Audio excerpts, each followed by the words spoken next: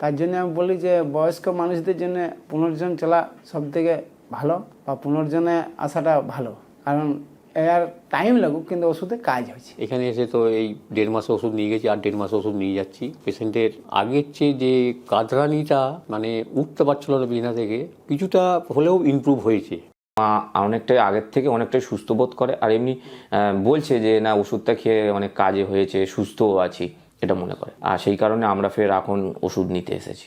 তো এইখানে ওষুধ খাবার পরে এখন সেই জায়গা থেকে অনেকটাই ভালো আছে আর কি। আমি আবার এখানে ওষুধ দিতে এসেছি, ডক্টরের সঙ্গে দেখা করতে এসেছি। আমরা আশাবাদী যে এখানে এসেছি হয়তো ভালো একটা রেজাল্ট পাবো। 3 নম্বর ওষুধ চলবে, এটা দুবার আগে চলেছে। তো ব্লিডিংটা বন্ধ হয়ে গেছে, না খাওয়া দাওয়াটা ঠিক আছে, খাওয়া দাওয়ায় কোনো সমস্যা নেই, না সব ঠিক আছে, এগুলো কোনো সমস্যা নেই। ট্রিটমেন্ট দেখে মনে হচ্ছে ভালোই খারাপ না, ওষুধ খাওয়ার পর বেশ অনেকটাই আরাম আছে। পেশেন্ট আমার বড় মা, বয়স 75-এর আপ আছে। মোটামুটি 3-4 মাস আগে সার্ভাইকাল ক্যান্সার ধরা পড়ে, সেকেন্ড স্টেজ ছিল। অসুবিধা হতো, এই ব্লিডিং আসতো আর পেটে ব্যথা দিয়ে। তারপরে আমরা এখানে আসি, এটা নিয়ে আমার 3 নম্বর আসবে, 3 নম্বর ওষুধ চলবে, এটা দুবার আগে চলেছে।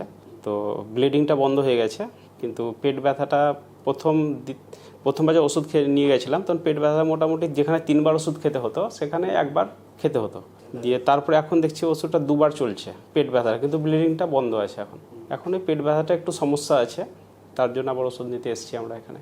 খাওয়া দাওয়া পুরো ভেজ, উনি খাওয়া দাওয়া যেটা নিয়মে বলেছিলেন সেটাই, আর উনি প্রথম থেকে ভেজিটেরিয়ানই ছিলেন। ওই ব্লিডিং আসছিলো, পেটে ব্যথা, মোটামুটি ওই 4 মাস ডক্টর বলেছে অপারেশন করতে হবে। তো আমরা অপারেশনে যাইনি, ডক্টর ওষুধ চালাচ্ছেন উনি, দেখা যাক কী হয়। অসুবিধা ওনার ছিল ব্লিডিং আসতো আর পেট ব্যথা, তো সেখানে ব্লিডিংটা টোটালি বন্ধ আছে আর পেট ব্যথাটা এখন আছে। না খাওয়া দাওয়াটা ঠিক আছে, খাওয়া দাওয়ায় কোনো সমস্যা নেই, খাওয়া দাওয়ার দিকে ঠিক আছে, না সব ঠিক আছে, এগুলো কোনো সমস্যা নেই।